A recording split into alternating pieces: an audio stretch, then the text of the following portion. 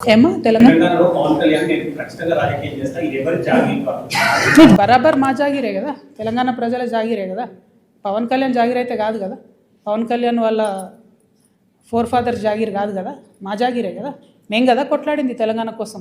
ఇట్లాంటి వాళ్ళందరినీ ఎదిరించి కొట్లాడినాం కదా. పవన్ కళ్యాణ్ అయితేంది, వాళ్ళ అన్న అయితేంది, మొత్తం వాళ్ళ ఆంధ్ర సంతతంతా వచ్చి కొట్లాడితే కూడా తెలంగాణ బిడ్డరు ఏదో చిన్న చిన్న చీమలైన పెద్ద పామును బట్టి సంపుతాయన్నట్టుగా అంత పెద్ద ఆంధ్ర విషకోరల నుంచి తెలంగాణను బయటికి తెచ్చుకున్నాం కదా. ఏం ఊరుకోము అంటే కొట్లాడినాం, మేము కడుపు కట్టుకొని కొట్లాడినాం కాబట్టి ఖచ్చితంగా కోపం వస్తుంది, ఖచ్చితంగా ఆవేశం ఉంటుంది. ఇక్కడ మీరు వచ్చి రాజకీయాలు చేస్తామంటే మాత్రం ప్రజలు ఓడిస్తారు ఖచ్చితంగా. ఇప్పుడు రాజ్యాంగం చెప్పింది కాబట్టి ఎవరైనా ఎక్కడన్నా పోటీ చేయొచ్చు అనేదానికి ఇబ్బంది ఏం లేదు. కానీ నైతికత అనేది ఒకటి ఉంటుంది.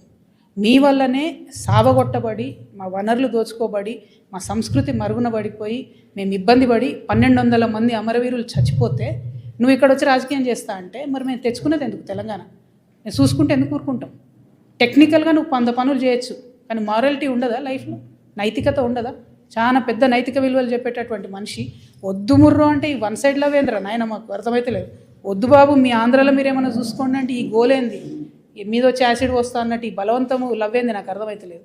అక్కడ కట్టుకోండి కదా క్యాపిటల్, ఆడ పడవలు వేసుకొని పోయే పరిస్థితి ఉంది, ఆడ కట్టుకోండి.